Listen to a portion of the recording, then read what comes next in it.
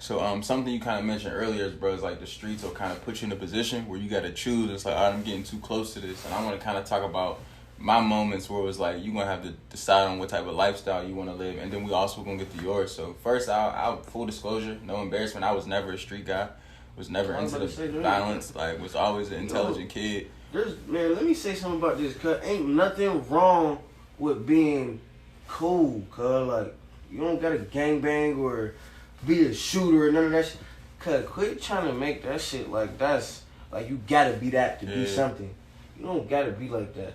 And half the niggas that's like that don't want to be like that. So I remember, I would say, I was like 15, 10th grade. And like I said, I wasn't into doing stuff, but I was hanging around a few people that was indulging in that lifestyle. And situation number one, we in my friend's basement, getting high, and somebody's loading up a gun, right? He ain't even really got no intention to shoot nobody. He just got a gun. We young as hell, 15, and he dropped a bullet, right? So me being completely oblivious of any of the street shit, I pick it up with my hands and hand it back to him. Not even thinking to myself like, nigga, right? This is a legal firearm. Yeah. He shoots somebody with this. They coming to ask you questions, and you either gonna tell or you gonna go down for it. And you're not built for that, so you gonna tell. But that's your life right there. So that was kind of like one of the situations I was put in. And I didn't even know until he screamed like, "Bro, what's wrong with you?" I'm like, "What you mean, bro?" Luckily, he was smart enough to wipe it off, but I was completely oblivious. And then situation number two, you know, when I was 13, 14 years old, my friends robbed my house, right? Broke in, swear, 13, 14 on North Ave, broke in, stole my video games. And then, what was I about to say? There was a lot of stuff I could have did. Tell me about that after this. Yeah, we gonna talk, bro. There was a lot of stuff I could have did. And like I said, I was never a street guy, but at 13, 14, I was the size I am now. So a lot of people was a lot smaller than me. So they were scared. We could have took it to that point, but it was just like, I'm either gonna let this go and find something smarter to do with myself, because I put myself in that position. When you surround yourself with people that's indulging in that lifestyle, you going kind of get into the crossfire of what they do, friend or not. And that was my moment to like choose, like, is you gonna let this go and move on with your life, or you gonna indulge in it and be in it? And it's crazy, one of the people that did it is dead today. He didn't rob somebody's house and he didn't got shot and killed. Unfortunately, God rest his soul. So it's kind of like, those are my two moments where it's like, what is you gonna do with yourself? So I wanted to ask you, did you have any of those moments where the streets made you choose? I mean, you always got a choice, but certain roads look easier than other roads. So I ain't never really had to choose nothing. I did everything that I wanted to do, but it ain't never like consumed me that much. Right. To ever like, oh, this is what I'm doing forever. No, I was never like that. Make a lot of okay, that makes sense. So I want to get into a little bit of a funnier topic. We get off of that. You was one of the only kids, bro, that I knew growing up that didn't play sports. Oh yeah, I don't play sports. Ever since we was like, I remember you was playing for Braddock. I was on the team. I quit. And I remember we was running laps. So he was like, man, I'm not doing this. I'm going home. I'm going home, bro. Y'all crazy as hell. And that's funny, bro, because like I said, a lot of people is like, it's either rap or you play sports, you know, in our age group. So I wanted to ask you, like, what was some of the stuff that you was interested in personally as a kid? I was a creative nigga. Like, I like drawing and shit. Like, I can still draw. I like making clothes and shit. That's why I got weird shit on and shit. Like, I like, you know what I mean? I like to express, like, I like to create shit and express myself through creation, basically. Right. So, yeah, I was an artistic motherfucker. I ain't never fucked with sports or nothing. I mean, I played for Swissville a year, but that shit don't equal nothing. And was that always something, like, being a creative, was that something you always saw yourself doing long term? Hell yeah. I was like that because I ain't like how people would try to restrict me, like, doing shit, like, anything. So I would just express myself through that. On top of the no sports, you also one of the only individuals I know that like dropped out of high school. And you dropped out of high school in 9th grade, right? 8th grade. 8th grade. Oh, you dropped out in 8th grade. Yeah, I didn't get to high school. So tell me how does that happen, bro? It was some fluke shit for real. But I kind of knew you don't got to go too into detail. Just kind of like talk about like what's going on in your mind at that time. It's like, I'm not feeling school. Like you don't got to go specifically detail. No, it was some fluke shit though, but it really wasn't my fault that I stopped going to school. But I had to like, all right, school out the window, so what the fuck you about to do to that shit? And yeah. Okay. So I want to mention this situation also, bro. I remember this is probably like 2017, 2018. I had went into John Eagle. And I knew I was probably like 17, 18 because I started driving. I drove my mom's car there. We lived probably not too far from there. And I remember you was working there. And like me and you kind of like, there was a certain point in time where me and you was kind of like disconnected. We always had the relationship, but it wasn't like we was tapped in like how we was as kids. We was growing up. We didn't know like our way. Like how you said, like you didn't know if this nigga was going to be a weirdo or he's... You feel me, bro? That's real, bro. Like, I grew up with people that was my friends, bro, and now they're weird. So, and I remember you being there, and I keep it a stack with you. You my dog, bro. I was like, I hope he don't get stuck here. Like, doing this, being here, like, this is so easy to get trapped into this lifestyle, 9 to 5, not making a lot of money, like, kind of just settling for whatever is in front of you. That's like giving up on yourself, bro. Right. And at that time, I was like, I hope he don't get stuck here. Like, I ain't never mentioned it to you, because... You know, that ain't a conversation that we have. That how it be. It was just like in my mind, like, nah, like I want better for my dog. Like, I hope he can, you know. And I appreciate you for that. Get him 100%, bro. And then, like, a few years later, I see you post a snippet. Your little brother was dancing to, what it was, a Schoolboy? Yeah. That was your first single, right? Yeah, we recorded that at Whamma. So, like, what's the transition like from you working at John Eagle to kind of, like, getting into music? Like, how does that happen? I've been writing music like before John Eagle, but I was broke, so I can't. You feel me? Yeah, you can't really do what you need to do. Yeah, and that was the easiest, like, quick little, and they paid every week, so I wasn't tripping. Whammo right down the street. I used to go get paid. Go. What the fuck did I used to do? I used to get like little corny shit. Like I'll go pay for food or something, cause my checks was like $100, bro. My shit was weak. I used to go get some food, and I'll go to Whammo, and I'll just rock out like that. Okay. So this shit started to, pick up. But I was about to say. So when did you actually drop the first song? Was it? I think it was the beginning of 2019 or the end of 2018. I'm not sure. Yeah. But I think it was the end of 2018 though. Okay, so talk to me about so does it do well when you first drop it? Like, what's the buzz like for it? I'm gonna keep it 100, bro. I drop stuff and don't look at it no more. That might be wrong, but nah, that ain't wrong. I drop stuff and don't look at it no more. Like Blood, Sweat, and Tears. I don't know how many views that got.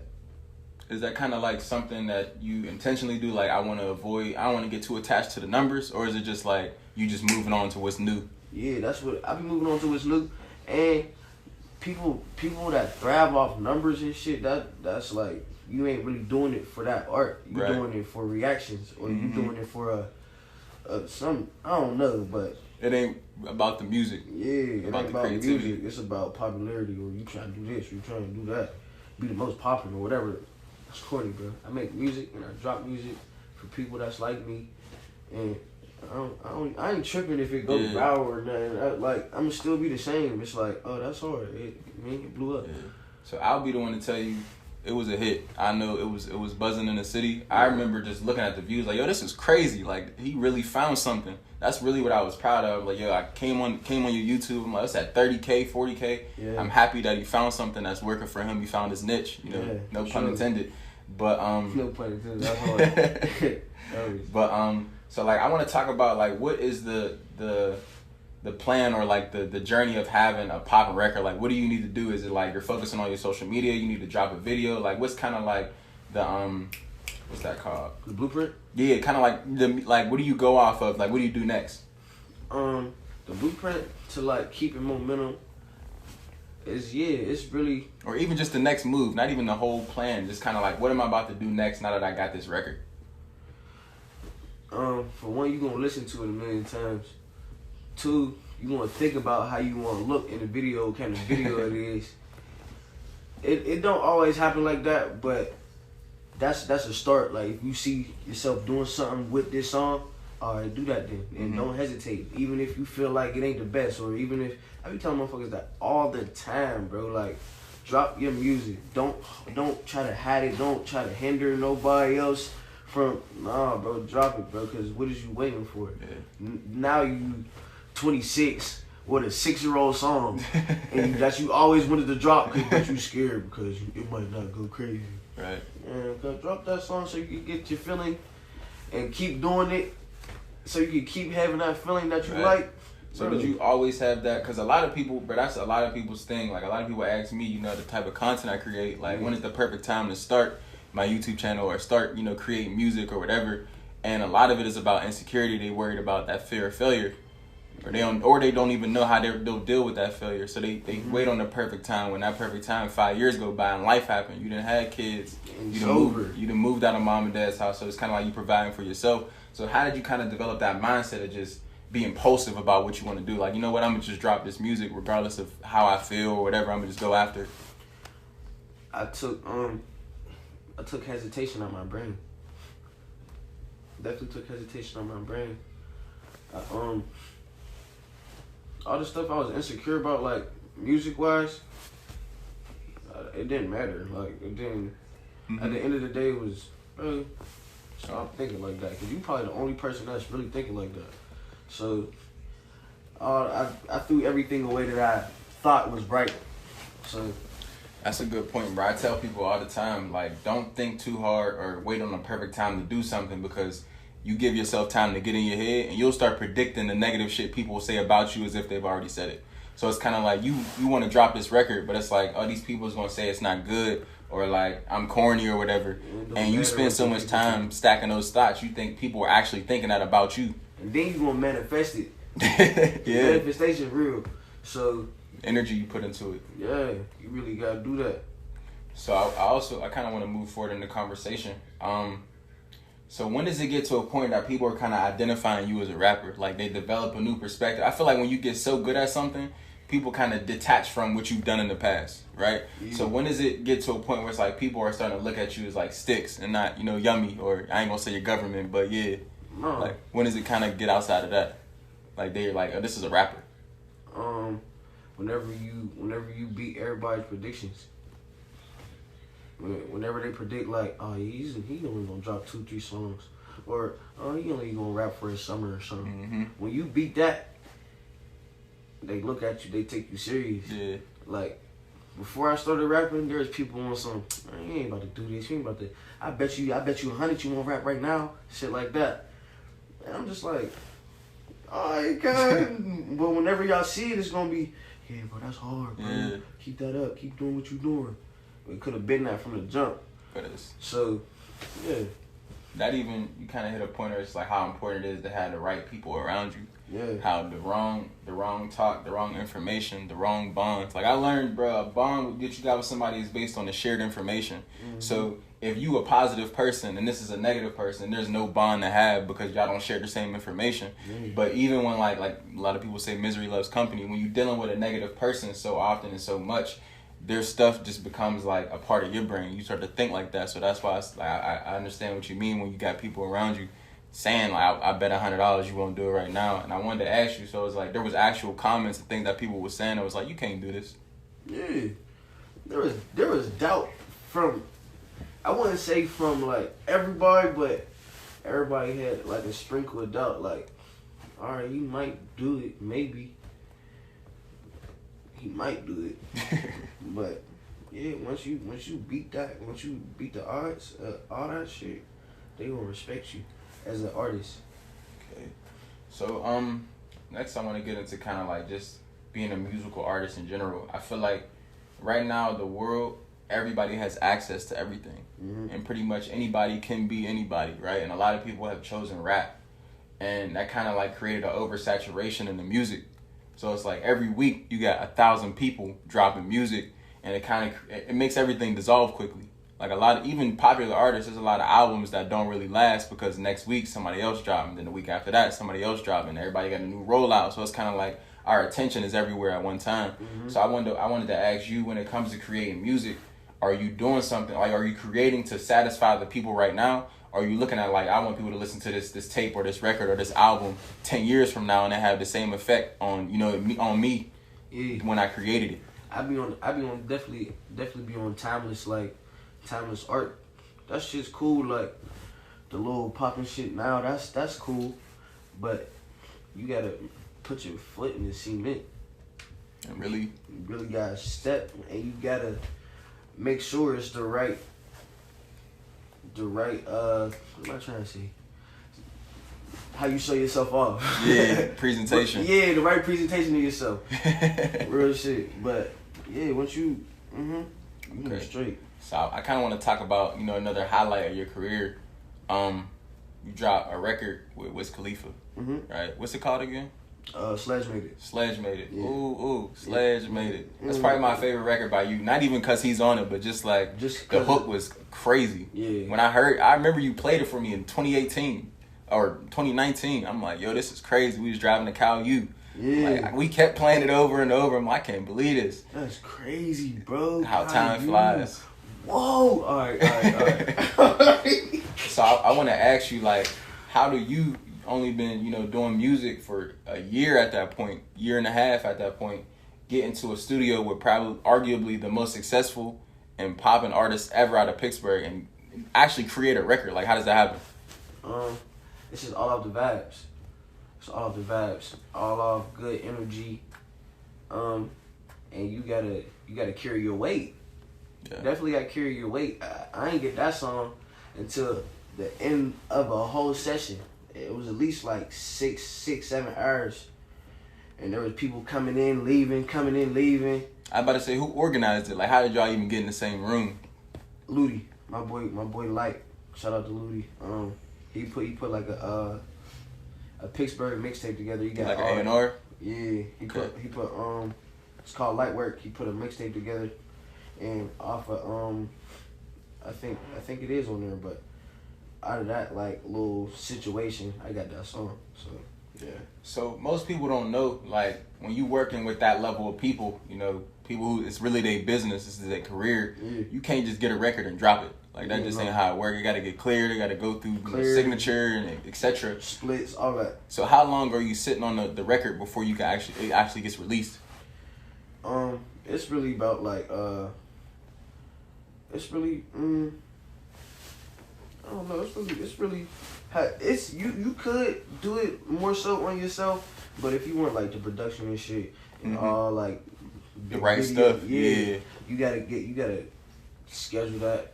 You gotta just. There's a lot that goes into it. Yeah, it's some real music business shit. But how long did you have it before it got released? Damn, I probably had it for like.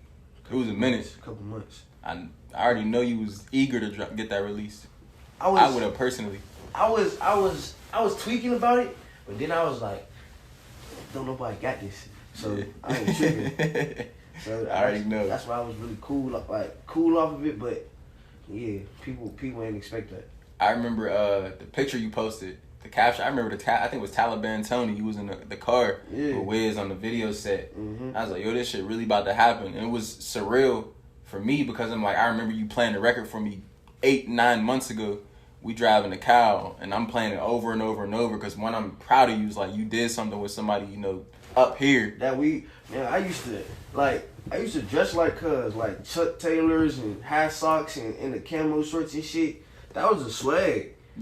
I didn't care. That was my swag. I wasn't tripping, but yeah, that shit. That's big. Yeah. So boom, the picture drops. I remember your IG start going crazy.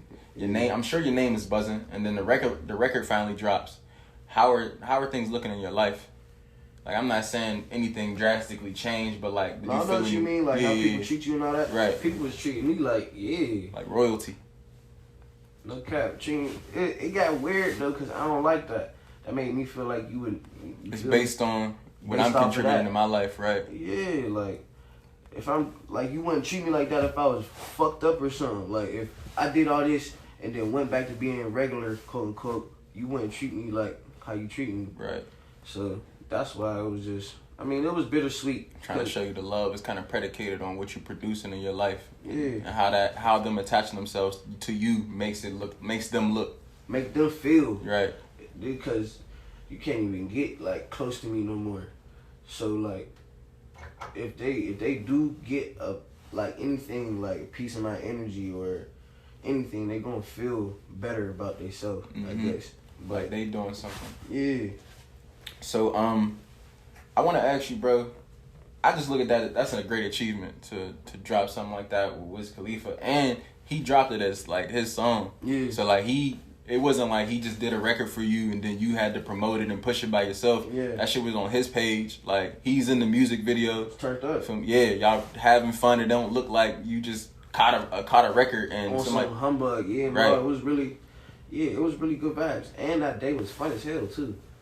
For sure. I already know a lot of good music came from that. But so I wanted to ask you, what does it mean for you personally, right? So how did it make you feel to be able to drop that record with him? And then also, like, what it did for your career. It made me take this shit serious. Like, because it was like, I'm meeting people that I used to watch on TV and stuff. Like, it made me like, all right, I like being here, so keep doing this. Possible. For sure. So, I had to tap in. Like, really had to tap in. Okay. So at that point, I'm sure you're kind of garnering a new audience, new people coming in, a flock of people, I'm sure, just want to know who you are because you're talented. I'm pretty sure the women is coming. They want to know who you are, etc., etc. We won't get too deep into that. It ain't that type of interview. But, like, do you have a plan as far as how to keep these new people coming to figure out who you are? Like, once they get to your page, what's going to make them stay? Are you trying to drop new music? Like, you trying to drop merch? Like, or like, what is did you have a plan at that point? Is like, or did you? I'm gonna drop merch. I'm gonna do all that, but I want people to like be cool with me. Like, that's cool. Like, that's what's up. I make music and all that. That's cool. But I'm really like develop a relationship with you. Yeah, like, cause that's gonna make them cherish the stuff that I do more. Right. Like, they gonna cherish it how I cherish it. Like, if I drop a shirt, everybody gonna be like, oh shit, this nigga dropped a shirt. Right. Like, I got some mock-ups I'm gonna show you, but. Yeah, they gonna cherish it more. They gonna care, like have real genuine care, like they care for it, not care because everybody else care. Right. And to the artist watching, what he's talking about, like developing that relationship, making somebody feel like they know you. When you feel like you know an artist and you build that relationship, you feel like you trust them with your energy, so you want to buy into them. And money is energy, so it's like when you build a trustful relationship with a person, whether it's through the internet, through their music, you want to kind of be a part of whatever they doing. So it could be merch. It could be their shows, like it could just be anything. They testing out a new sound, like you trying to put other people on. Like that shows how important it is to have that relationship. And even at the lower level, when you don't have, all the money in the world to make the best music or, be on tours and meet people, content, keeping track of what you're doing. Even if you're not popping yet, you don't never know when you could drop a record that's big and you got content from all this time. And it's kind of like that shows, like, oh, I watched them work and build this from the ground up. I feel like I was there with them. And somebody's more than likely to commit to you as an artist whenever you got that point. But I want to talk to you about performances, touring. How has that been? Performances I always turn performances up. Last performance I had was, what was that? I think I did like birthday parties, but the last big performance was Summer Jam when Trippie Redd came here. Tough. So that was turned up. I'm trying to think. Just like some performances, like bro. There's like hella shit. Like, what's that one shit called? One Up Skate Shop performed there.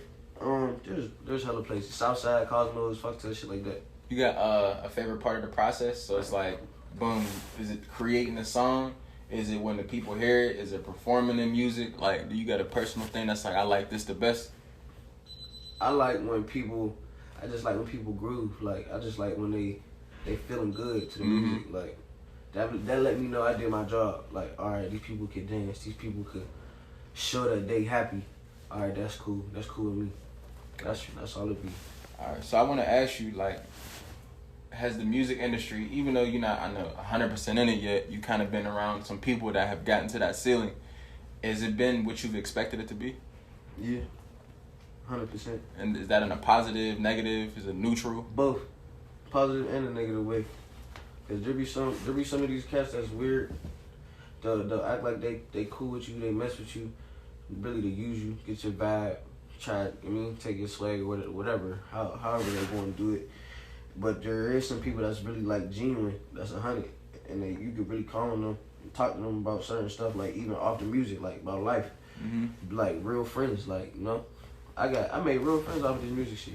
I about to say, what are some things that you kind of like learned that made you reevaluate some stuff about yourself or how you put out music or whatever? Like, has there been anything that's like, okay, I took down this game, let me apply it to myself?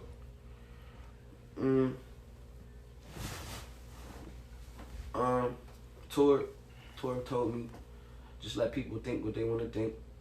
I did that.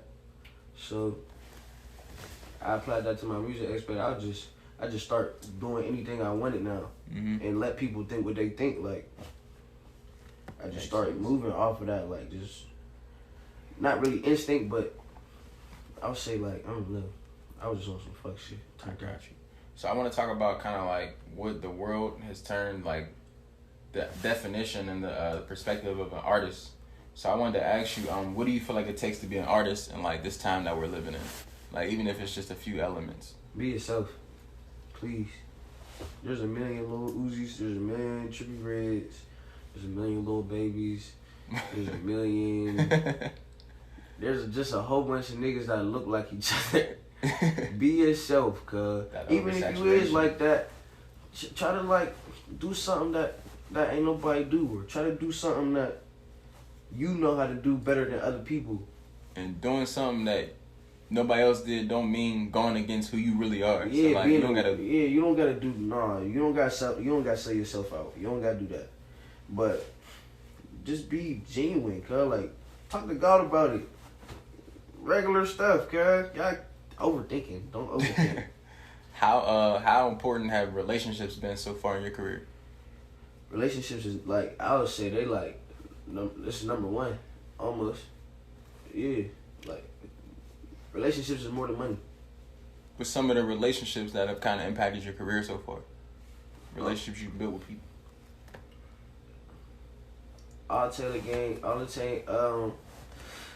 Yeah, all the Taylor gang, like old heads, like Ricky P. I wouldn't even say old heads. That's like slight disrespectful. Like all the OGs, like Ricky P, Sledger, them is my dogs. Like I could call them right now. But the relationships is they there. Yeah, sure. So I wanted to ask you, like, as far as being a part or trying to get into the industry, I wanted you to kind of like tell me what you feel like the ratio is talent versus like who you know. So it's like, is it 70% like you talented and 30% of who you know? Is it 50-50? Like what you feel like it is? I would say it's like 80% who you know, 20% talent. I'll say 80% who you know, 10% talent, and 10% popularity. Okay. So you say that again for me? 80% who you know. 80% who you know. 10% is like popularity, whatever, if you got a buzz. And the other 10% is, I forget what I said. Damn. The ability to make the music. You said talent. Yeah. That's interesting, bro. 80% is relationships. But that would kind of explain like how music has changed over time, where like it don't have the same feel that even the 2010s, like when Drake dropped the album, when Ross dropped the album, when Kendrick dropped the album, it was presence. Like yeah, you felt it. Yeah, for and sure. We was kids at the time. The world shut down. It ain't moved the same. Whereas like now, here today and gone tomorrow. It's weird. I don't like this new world.